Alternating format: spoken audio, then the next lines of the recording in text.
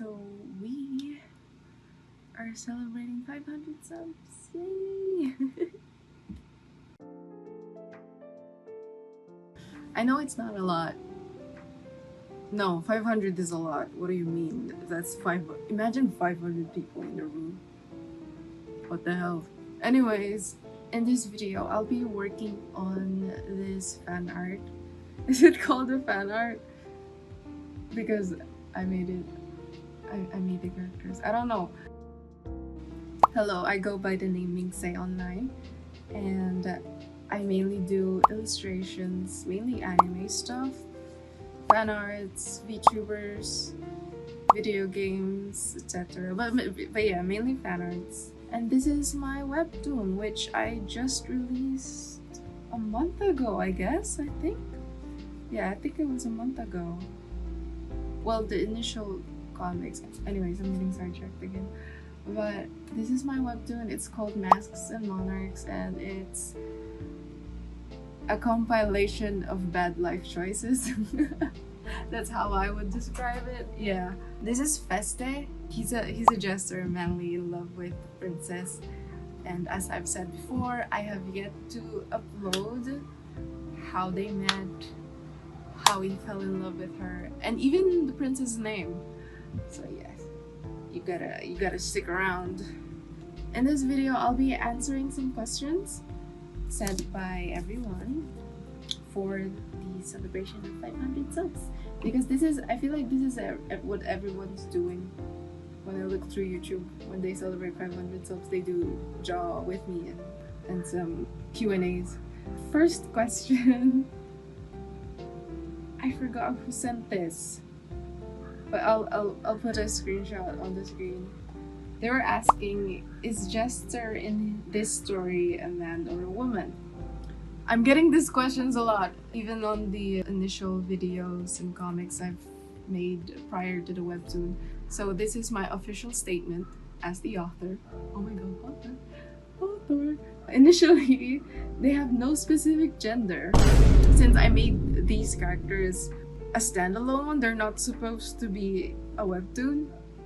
But yeah, initially they have no specific gender. I wanted the Jester to be anything the viewers want them to be. But I feel like I had some plans changed. Oh, I'm so sorry. I would need to stick to a gender for the plot of the webtoon. So sadly, they have a gender now. But I guess when you're drawing them, when you're making a fan art of them, yeah, when you're drawing them, just imagine the Jester anything you want them to be. That's it. I'm just glad that this simple OC idea took off. And right now I'm making a webtoon. Ugh. Okay, next question. What inspired you to make the webtoon? Like the plot?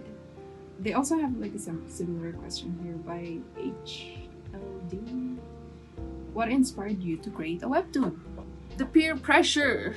I'm joking. I was so surprised when that video got like 2 million views. I never even left my room. But yeah, it was weird. It's surreal in a way. It's weird. It's weird, honestly. Imagine 2 million people. So that's like 4 million eyes. Assuming that everybody has a pair of eyes. But an estimate of 4 million. But yes. What inspired me? I keep getting sidetracked. What inspired me to make the webtoon? Okay, confession. I have made other comics before. Okay, so I've been making comics. These are like a quick lore dump of Mingsei. I used to make comics when I was in kindergarten. I would get A4 sheets and then I would staple them together. And then I would draw on those grids. Then I would make stick figure comics there. I remember this very, very clearly. I would trade these comics with my sister, who also had those comics. I forgot the name of her characters, but they're the same. They're literally the same people. A pair of guys just doing whatever. That's the entire plot of the comics. So I enjoyed making those for a while until my big sister grew up, and of course she matured and she got into other stuff, and then I was basically left to making those comics by myself.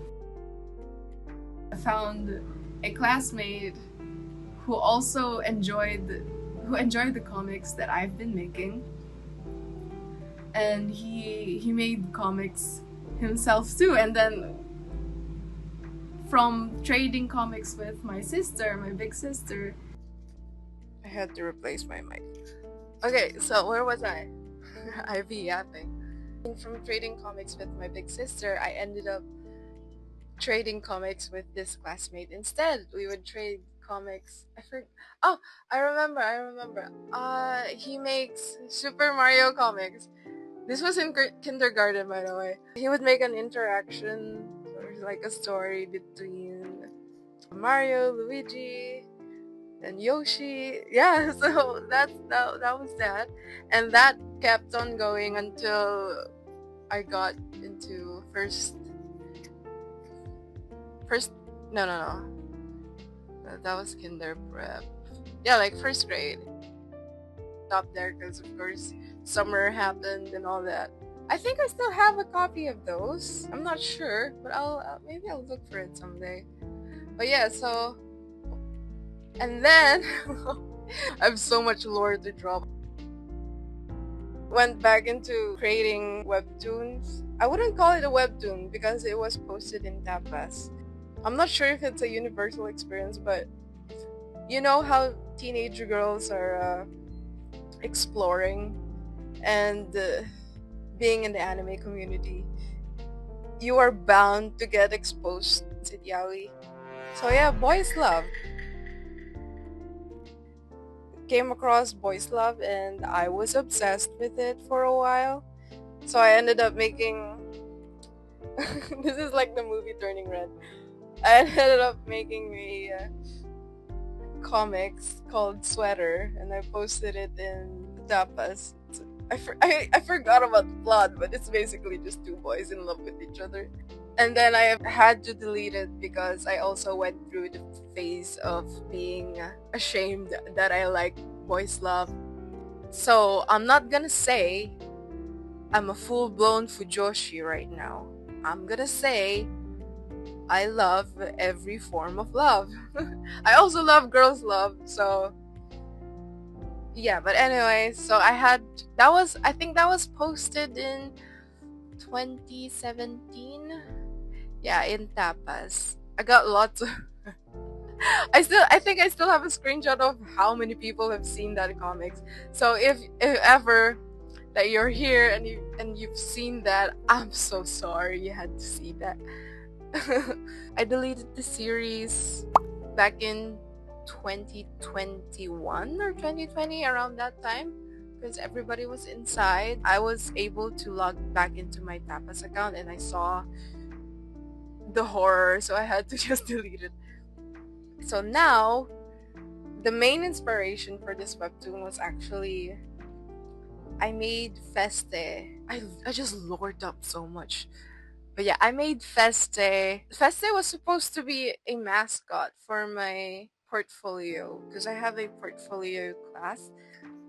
I've been having some existential crisis being a multimedia artist. Like I don't know if I want to do illustration full time, if I want to do video editing full time, if I want to do 3D full time, etc., game dev, etc., graphic design, and all that. And I just had this idea that in a stage, you basically put on an act every time you get on stage, like a different act. And in a way, it's like parallel to, you know, the theory about you have an on-stage identity and a backstage identity, something like that. So in my head, it's like, I don't know if I'm making sense, but in my head, there's my identity when I do graphic design.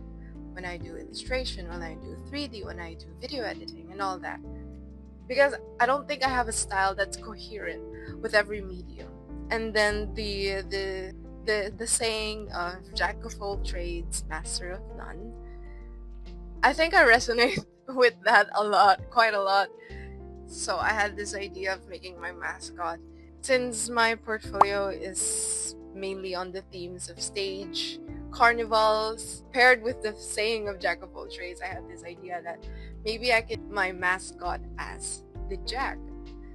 Initially, I thought the Jack and the Joker are the same thing, but they're not.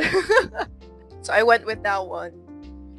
I think I posted some of my drawings of Feste when I was still planning him, but yeah, that was Feste's origin and the Webtoon's origin. After that, I really just got into thinking, what if the Jester is in love with the princess? Because I heard that's like a trope, but I keep looking for medias to consume with that trope, but I can't find anything other than the book Heartless, which I can't buy at the moment because I recently just bought a couple of books that time. I couldn't find any other media for that trope, and I thought, you know what, I'll just make one myself. A princess and a jester, that's like forbidden love, a love that can't be, especially with Time Bomb just just releasing. No, especially with Arcane. No, I thought Arcane, oh no, Arcane has been finished for a while now. I thought it was just last month. But yeah, the idea of forbidden love, it's just so good. So I just had to make one. So that was my idea. Like saying I love you and then not being taken seriously. That was it. I said so much. Hold on. Okay, so for the next question we have, hi, I just found out your page and I've been wondering, are they from a specific country or a fantasy one? They're not from a specific country.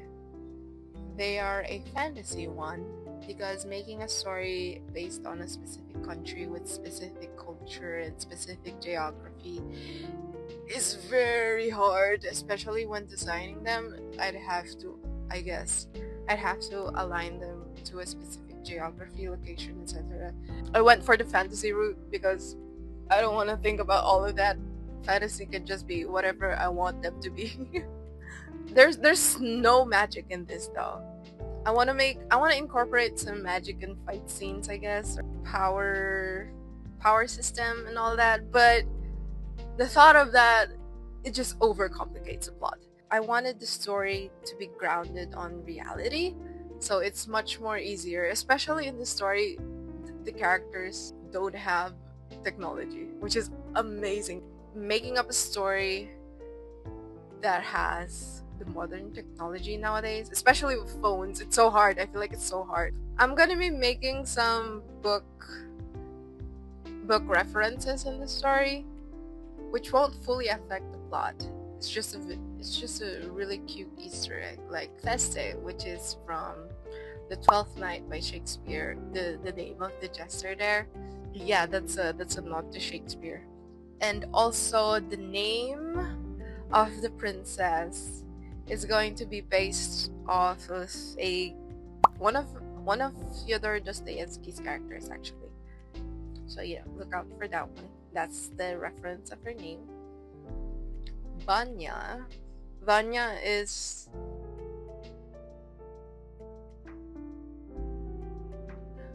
a nickname derived from Ivan Karamazov. So yeah, that's I guess his name is Ivan. I don't want to get into all the Russian names too deeply because it's kind of complicated. But yeah, the names are usually from book characters. It's just a little Easter egg. You know what? This is actually quite fun, yapping to myself in front of a camera. This is actually fun. I get it now why most men want to start a podcast. I'm so sorry. I had this crazy, no, I don't want to say crazy. I had this brilliant idea of learning a new language just so I could use it outside while if ever I'm going to vlog publicly, like talk publicly in a camera, I could use this new language that I've learned so that I have this imaginary force field around me. People will not be able to understand what I'm talking about. So during the editing, I could just put subtitles. That would be pretty cool, no? The chances of people understanding me in public has to be quite low, so I need to think of an obscure language that I can pick out. I was thinking of Russian, but that's quite hard, I guess. If ever I try to learn Russian, I can read Dostoevsky's work in its original form. But also, I was also thinking of Japanese because I have quite a background on Japanese, and it's a language that will be, I guess, pretty easy since I have a background to it, and and it sounds adorable when you talk to a camera in public.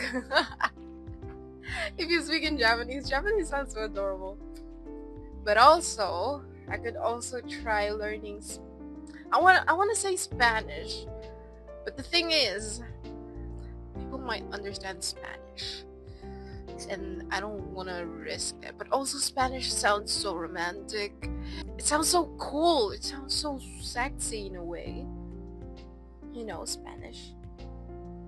But yeah, those are my top 3 languages that I might look into learning someday in the future. So that's an idea. This one, how do you render and shade? I don't know. I black out when I draw. When I'm going for a specific style, anime style, this one I'm currently doing is a painterly style, so my process here is not the same as the one I use in anime. But in this one, I would usually go for grayscale first, and then overlay it with some colors. I can also just make a whole other video if you want an in-depth breakdown of my art process for the anime style. But yeah, I usually just go start from grayscale and then to color when I do painterly, but for the anime style, I do things a lot more different. I feel like I've already talked too much on this video, so the other questions that I have yet to answer, I'll be answering that on a different video. Thank you for everyone's submissions, and thank you so much for everyone's support. I'll see you guys on the next video, which might be about my actual art process, where I actually talk about how I do art. Yeah.